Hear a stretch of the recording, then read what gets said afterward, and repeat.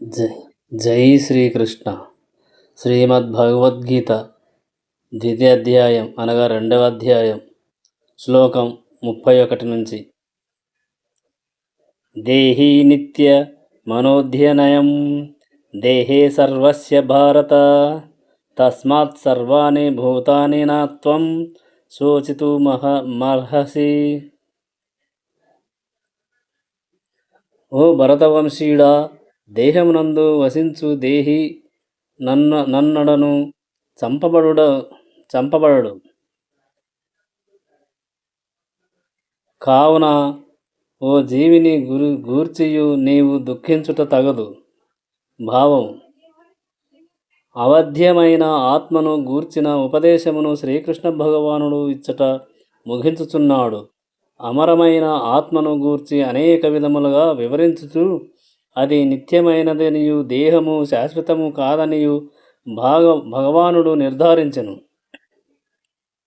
కావున పితాచార్యుడైన భీష్ముడు మరియు గురువైన ద్రోణుడు యుద్ధమున మరణింతురనేది భీతితో క్షత్రియుడైన అర్జునుడు యుద్ధమును త్యజింపరాదు.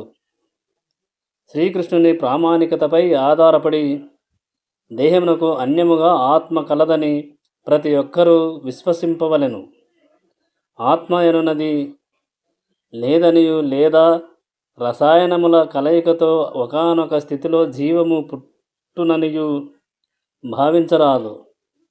ఆత్మ నిత్యమైనను హింస ఎన్నడను ప్రోత్సాహనీయము కాదు.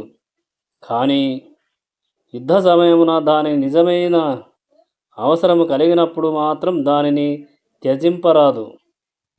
అట్టి అవసరమును భగవానుని ఆదేశము పైననే సమర్థింపవలెనని గాని తోచిన రీతిగా కాదు. 31వ శ్లోకం. స్వధర్మపి చావేక్షణ వికంపితుమర్హసి ధర్మ్యాధి యుద్ధశ్రేయన్నన్యత్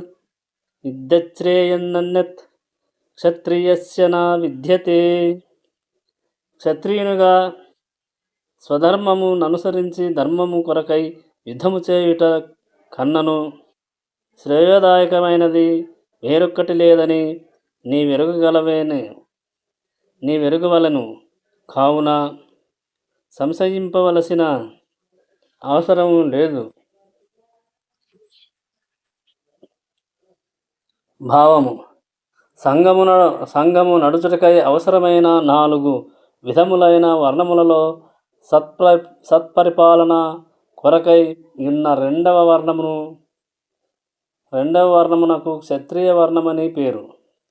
షత్ అనగా హాని అని భావము. హాని నుండి రక్షణమును గూర్చువారే క్షత్రియులు. త్రాయతే అంటే రక్షించుట. సాధారణముగా సంహారము విషయమున క్షత్రియులకు అరణ్యమునందు శిక్షణ ఇవ్వబడును. క్షత్రియులు అడవికి పోయి ఒంటరిగా పులితో ఖడ్గమును భూని తలపడి అది మరణించిన పిమ్మట దానికి రాజా లాంఛనములతో దహన క్రియలు చేయుదురు. ఈ విధమైన పద్ధతి నేటికిని జైపూరు రాష్ట్రమునందలి క్షత్రియ వంశరాజులచే పాటింపబడుచున్నది. ధర్మహితమైన హింస ఎనున్నది కొన్ని మార్లు అత్యంత అవసరమైనది కనుక క్షత్రియులకు పోటీపడుట మరియు సంహరించుటయందు అభ్యాసము గూర్చబడును. కావుననే క్షత్రియులు నేరుగా సన్యాసమును స్వీకరించరాదు. అహింస ఎనున్నది రాజనీతి యందు ఒక తంత్రమైనను అది ఎన్నడను ఒక సిద్ధాంతము కాదు. కనుకనే ధర్మశాస్త్రమునందు ఈ విధముగా తెలుపబడినది: అహవేషు మిథునన్యోన్యం జిఘాంసంతో మహిక్షతః యుద్ధమానః పరం శక్త్యా స్వర్గం మంత్య సరాజ్మకుః యజ్ఞేషు పశేవో బ్రహ్మన్ హన్యంతే సతతం ద్విజైః సంస్కృతాః కిల ముంత్రైచ్ఛ తేన్పి స్వర్గం అవుప్నావన్. యాగాగ్నిలో పశువులను హోమము చేయుట ద్వారా బ్రాహ్మణులు స్వర్గలోకములను పొందడి రీతి. శత్రురాజుతో యుద్ధరంగమునందు పోరుచు మరణించేడి రాజు లేదా క్షత్రియుడు స్వర్గలోకములను పొందును. కావున యుద్ధరంగమునందలి ధర్మబద్ధమైన సంహార కార్యము మరియు యజ్ఞమందలి పశు సంహారములు ఏమాత్రము హింసాయుత కార్యములుగా భావింపబడవు. ఏలయనా ధర్మకార్యముల ద్వారా ప్రతి ఒక్కరికి లాభమే కలుగగలదు.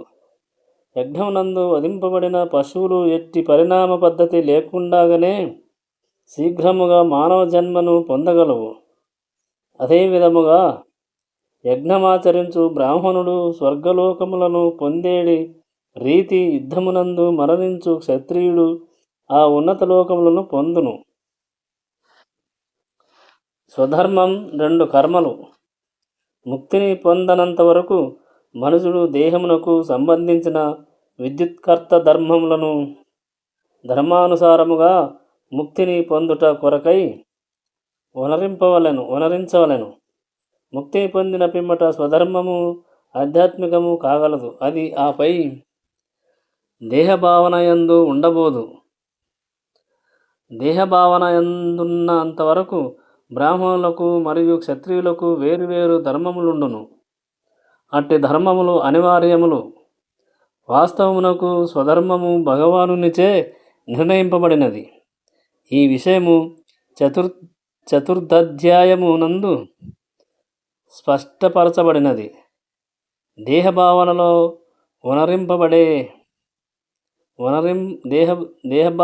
వనరింపబడేడి స్వధర్మము వర్ణ శ్రమధర్మముగా పిలువబడుచున్నది. అది ఏ మనుషుని ఆధ్యాత్మిక అవగాహనమునకు సోపానమైయున్నది. వర్ణాశ్రమధర్మ పాలనముతోనే గుణములు ననుసరించియున్న ప్రత్యేక ధర్మములు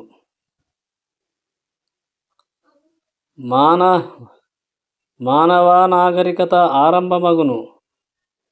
ఏ రంగమునందైనను ప్రామాణికులైన వారి ఆజ్ఞల ప్రకారం స్వధర్మమును నిర్వహించుట అనున్నది మనుషుని ఉత్తమ జన్మమునకు ఉద్ధరించును. 32వ శ్లోకం. యదృచ్ఛాయ చోపపన్నం స్వర్గద్వారమాపావృతం సుఖినః క్షత్రియః పార్థ లభంతే యుద్ధమిదృశ్యం.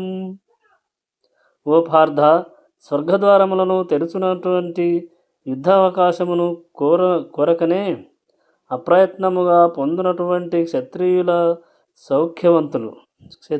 సౌఖ్యవంతులు. భావం: ఈ యుద్ధమునందు ఎటువంటి శుభమును నేను గాంచుటలేదు. ఇది శాశ్వతమగు నరకవాసమునే గూర్చును అని పలికిన అర్జునుని నైజమును జగద్గురువైన శ్రీకృష్ణుడు నిరసించుచున్నాడు. అర్జునుని అట్టి పలుకులు కేవలము అజ్ఞానజనితములు. అతడు తన విద్యుక్త ధర్మ నిర్వహణమునందు అహింసను పాటింపదలచెను. క్షత్రియుడైన వాడు యుద్ధరంగమునందు అహింసను పాటించుట ఎనున్నది మూర్ఖుల సిద్ధాంతము. వ్యాసదేవుని జనకుడు మరియు గొప్ప ఋషి అయిన పరాశరుడు రచించిన పరాశర స్మృతి యందు ఈ క్రింది విధముగా తెలుపబడినది.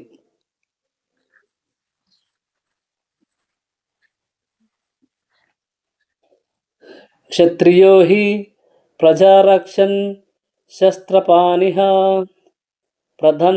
ప్రదండయన్ నిర్జిత్య పరసైన్యాధిక్షితిం ధర్మేణ పాలయేత్. పౌరులను అన్ని రకములైన కష్టముల నుండి రక్షించుట క్షత్రియుని ధర్మమై ఉన్నందున అవసరమగు విషయములందు శాంతి భద్రతల పరిరక్షణకై హింసను చేపట్టవలసియుండును. కావున అతడు శత్రురాజుల సైన్యమును జయించి తదుపరి ధర్మబద్ధముగా రాజ్యమును పాలింపవలెను. ఈ విషయముల నన్నింటినీ బట్టి అర్జునుడు యుద్ధమును త్యజించుటకు ఎట్టి కారణము లేదు. శత్రువులను జయించినచో రాజ్యమును అతడు అనుభవింపగలడు. ఒకవేళ యుద్ధరంగమునందు మరణించినచో ద్వారములు తెరవబడి ఉన్న స్వర్గమునకు అతడు చేరగలడు. కావున ఏ విధముగా గాంచినను యుద్ధమే అతనికి లాభదాయకమై ఉన్నది. 33వ శ్లోకము. అతచత్వమిమం ధర్మ్యం సంగ్రామం న కరిష్యసి తతః స్వధర్మం కీర్తిం చ హిత్వా పాపమన్యస్యసి. ఒకవేళ నీవు నీ స్వధర్మమైన యుద్ధమును చేయకుందుననేని ధర్మమును అలక్ష్యపరచి నందులకు నిఖముగా పాపము నొందగలవు. ఆ విషయముగా యోధుడవనేడి కీర్తిని నీవు పోగొట్టుకుందువు.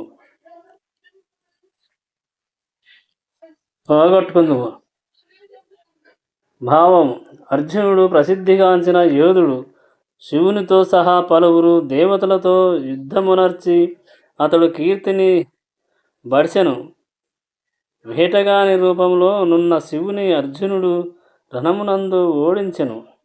ఆ విధముగా అతడు శివుని మెప్పించి అతని నుండి పాశుపతాస్త్రమును బహుమతిగా పొందెను. కనుకనే అర్జునుడు గొప్ప యోధుడని సర్వులు ఎరుగుదురు. ద్రోణాచార్యుడు సైతం అతనికి అనేక వరములను మరియు గురువును సైతము వధింపగల విశేష శక్తివంతమైన ఆయుధము నొసగెను. ఈ విధముగా అర్జునుడు పలువురు మహానుభావుల నుండి యుద్ధమునకు కావలసిన యోగ్యతలను సాధించెను. స్వర్గాధిపతియగు జనకుడైన ఇంద్రుని నుండియు అతడు వరములను పొందెను. కానీ ఇప్పుడు అతడు యుద్ధమును త్యజించినచో క్షత్రియునిగా తన ధర్మమును అలక్ష్య పరచినవాడగుటయేగాక పేరు ప్రతిష్టలను కోల్పోయి నరకమునకు రాజమార్గమును తయారు చేసుకునే వాడగును. అనగా వేరు మాటలలో యుద్ధమును చేయుట వలన గాక దాని నుండి విరమించుట ద్వారా అతడు నరకమును పొందగలడు. 34వ శ్లోకం. అకీర్తిం చాపి భూతాని కథయిష్యంతి తెన్వైవ్యయం సంభావితస్య చాకీర్తిర్మ రణధాతిరిచ్యతే. జనులు నీ అపకీర్తిని ఎల్లప్పుడూ చెప్పుకొందురు. గౌరవనీయుడైన వానికి అపకీర్తి ఎనున్నది మరణము కన్నను దారుణమైనది. భావం: అర్జునుని యుద్ధ విముఖతను గూర్చి శ్రీకృష్ణ భగవానుడు అతని స్నేహితుడు మరియు తత్వబోధనకు రూపమున తన తుది తీర్పును ఈ విధముగా పలుకుచున్నాడు. ఓ అర్జున, యుద్ధము ప్రారంభము కాకమునుపే నీవు యుద్ధరంగమును వీడినచో నిన్ను జనులు భీరువని పిలుతురు. జనులు నిందించినను రణరంగము నుండి పారిపోయినచో ప్రాణములు దక్కగలవని నీవు భావించవచ్చును. కానీ ఈ విషయమున నీవు యుద్ధరంగమున మరణించుటయే ఉత్తమమని నా ఉపదేశము. నీ వంటి గౌరవనీయునికి అపకీర్తి అనున్నది మరణము కన్నను దారుణమైనది. కావున ప్రాణభీతితో నీవు పారిపోరాదు. యుద్ధరంగమునందు మరణించుటయే ఉత్తమము. అది నా స్నేహితమును దుర్వినియోగపరచుట నుండియు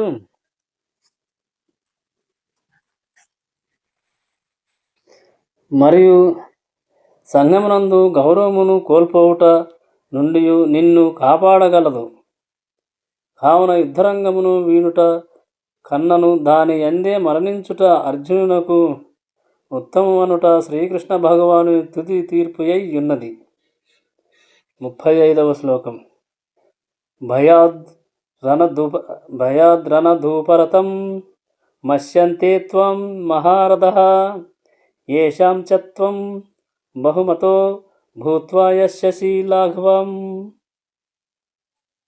నీ పేరు ప్రతిష్టల ఎడ గొప్ప గౌరవమును కలిగియున్న సేనాధిపతులను భయము చేతనే యుద్ధరంగమును నీవు వీడినాడినావని తలచి నిన్ను చులకన చేయుదురు. భావము. శ్రీకృష్ణ భగవానుడు తన తీర్పును ఇంకను కొనసాగించుచున్నాడు.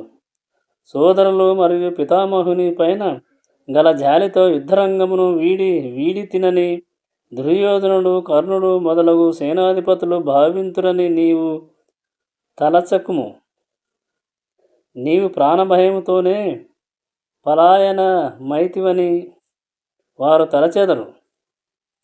తాత్కారణమున నీ పేరు ప్రతిష్టల ఎడగల వారి గొప్ప అభిప్రాయము నశించిపోగలదు.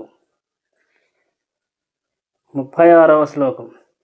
అవాచ్యవాదం చ బహున్ వదిష్యంతి తవాహితాః నిందంతస్తవ సామర్థ్యం తతో దుఃఖతరం ను కిం.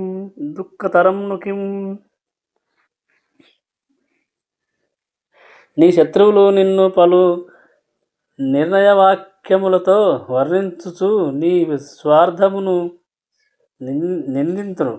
ఇంతకన్నను నీకు దుఃఖకరమైనది వేరేది గలదు. భావము. అర్జునుని అవాంఛితమైన జాలిని గాంచి శ్రీకృష్ణ భగవానుడు తొలుత దిగ్భ్రాంతి చెందెను. అట్టి జాలి అనార్యులకు మాత్రమే తగినదని అతడు తెలియజేసెను. ఈ విధముగా భగవానుడు పలు వాక్యములతో అర్జునుని అవాంఛిత కరుణకు విరుద్ధముగా తన వాదనను నిరూపణ చేసియున్నాడు. 37వ శ్లోకం. హతో వా ప్రాస్యసి స్వర్గం జిత్వా వా భోక్షసే మహిం తస్మాదుత్తిష్ట కౌంతేయ యుద్ధయ కృతనిశ్చయః. ఓ కుంతీతనయ, నీవు యుద్ధరంగమున చంపబడి స్వర్గమును పొందుటయే లేక యుద్ధమును జయించి రాజ్యమును అనుభవించుటయే జరగగలదు. కావున కృతనిశ్చయుడవై లేచి యుద్ధమును చేయుము.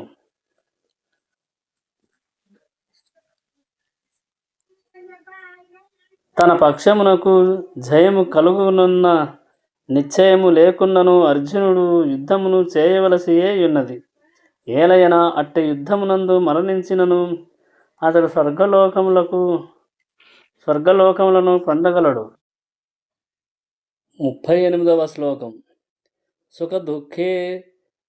సుఖదుఃఖే సమే కృత్వా లాభలాభౌ జయజయౌ తతో యుద్ధాయ యుజ్వస్వ నైవం పాపమవాప్స్యసి. సుఖదుఖములను గాని లాభాలాభములను గాని జయాపజయములను గాని లెక్కింపక యుద్ధము కొరకై యుద్ధము చేయుము. ఆ విధముగా చేయుట వలన నీవెన్నడను పాపమును పొందవు. భావము. తాను యుద్ధమును వాంఛించుచున్నందున యుద్ధము కొరకే అర్జునుడు యుద్ధము చేయవలనని శ్రీకృష్ణ భగవానుడు ఇప్పుడు నేరుగా పలుకుచున్నాడు. కృష్ణపరమైన కర్మలయందు సుఖదుఖములు, లాభనష్టములు, జయాపజయముల వంటి భావనలకు తావులేదు. ప్రతిదియు శ్రీకృష్ణుని ప్రీత్యర్థమే ఉనరింపవలననుట దివ్య భావనము. కావున అట భౌతిక కర్మల వలన బంధము కలదు. తన ఇంద్రియ ప్రీత్యర్థమే కర్మనొనరించువాడు నిఖముగా బుద్ధుడగును. అట్టి కర్మ సాత్వికమైనను లేదా రాజసమైనను తదనుగుణమైన ఫలము ప్రాప్తించియే తీరును. కానీ కృష్ణ భక్తి భావనలో సంపూర్ణ శరణాగతి నొందినవాడు అట్లుగాక ఎవ్వరికిని రుణపడడు మరియు బుద్ధుడు కాడు. కానీ సామాన్య కార్యములందు రతుడైన వాడు రుణి అయి ఉన్నాడు. శ్రీమద్భాగవతము 11:5-41 నందు ఈ విషయమును గూర్చి ఇట్లు చెప్పబడినది. దేవర్షి భూతాప్త నృణాం పితృణాం న కింకరో నాయం రుణీ చ రాజన్ సర్వాత్మనాయః శరణం శరణ్యం గతో ముకుందం పరిహృత్య కర్తం. స్వధర్మములను త్యజించి ముకుందుడైన శ్రీకృష్ణునికి సంపూర్ణ శరణాగతిని పొందెడివాడు దేవతలకు గాని ఋషులకు గాని జనులకు గాని బంధువులకు గాని పితృదేవతలకు గాని రుణపడి ఉండడు మరియు సేవకుడు కాబోడు. ఈ విషయమునే శ్రీకృష్ణ భగవానుడు అర్జునునకు పరోక్షముగా ఈ శ్లోకమునందు తెలియజేసెను. రాబో శ్లోకములలో ఈ విషయము మరింత స్పష్టముగా వివరింపబడును. 39వ శ్లోకం. ఏషా తేన్ భీతా సాంఖ్యే బుద్ధిర్యోగే త్విమాం శృణు బుద్ధ్యా యుక్తో యయా పార్థ కర్మబంతం ప్రహస్యసి. ఇంతవరకు ఈ జ్ఞానమును నేను సంఖ్యాకము అనుసరించి నీకు వివరించి తిని. ఇప్పుడు దానిని ఫలాపేక్ష లేనటువంటి కర్మ రూపమున వివరించెదను, ఆలకింపుము. ఓ పృథకుమారా, అట్టి జ్ఞానమును అనుసరించి నీవు వర్తింతులేని కర్మబంధము నిన్ని విడవగలవు. భావము.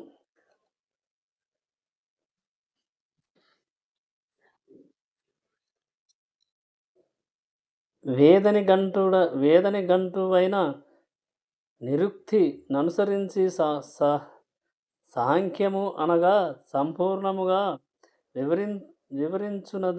వివరించునదని భావము.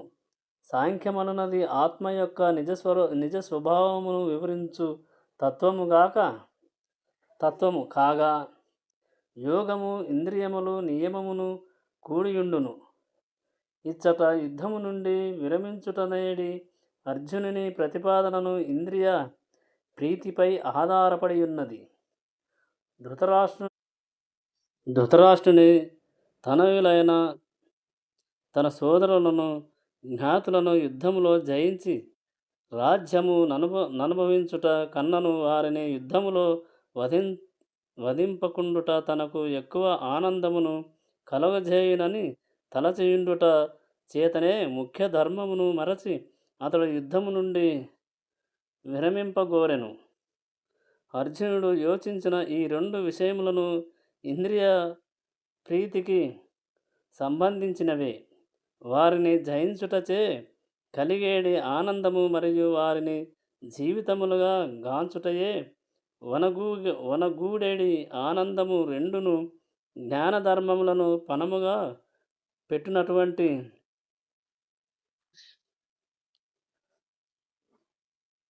దేహభావనపై ఆధారపడి ఉన్నవి. పితామహుని దేహమును వధించుట ఆత్మను వధించుట కాబోదని శ్రీకృష్ణ భగవానుడు అర్జునునకు వివరింపగోరెను. సర్వులు ఆత్మస్వరూపులైనందున తాను మరియు ఇతరులందరూ శాశ్వతముగా వ్యక్తిగతులను ననియు అందరూ భూత భవిష్యత్తు వర్తమానములందన్ని వేళలా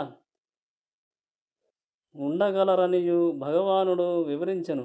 కేవలము మనము దేహములనే పలు రీతులుగా మార్చుచున్నాము. కానీ దేహబంధము నుండి ముక్తి పిదపయు మన వ్యక్తిత్వము నిలిచియుండును. ఈ విధముగా ఆత్మ మరియు దేహములకు సంబంధించిన విశ్లేషణాత్మక వివరణను శ్రీకృష్ణ భగవానుడు తెలియజేసెను. వివిధ కోణములలో కావింపబడిన ఆత్మ మరియు దేహములకు సంబంధించిన వివరాత్మక జ్ఞానమే నిరుక్తి నిఘంటువు ననుసరించి సాంఖ్యాక జ్ఞానముగా తెలుపబడినది. ఈ సాంఖ్యాక జ్ఞానమునకు మరియు నాస్తికుడైన కపిలుని చే తెలుపబడిన సాంఖ్యాక తత్వమునకు ఎట్టి సంబంధము లేదు. నాస్తికుడైన కపిలుని సాంఖ్యము కన్నను పూర్వమే శ్రీకృష్ణుని అవతారమైన కపిల భగవానునిచే సాంఖ్యతత్వము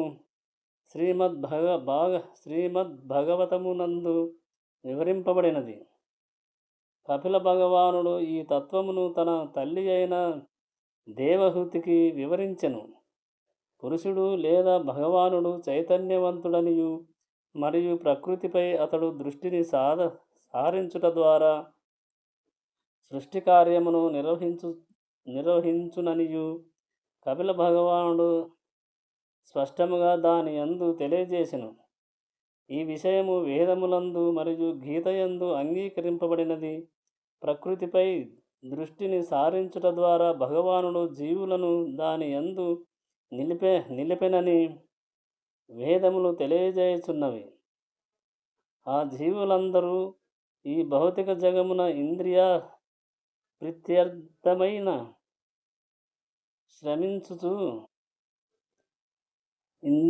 ప్రత్యర్థమైన మాయావశమున తమను తాము భోక్తలుగా భావింతురు. ఈ భోగానుభవమే యుక్తస్థితి యందును భగవానునితో ఏకము కావలనని భావనగా జీవుని పట్టి పీడించును.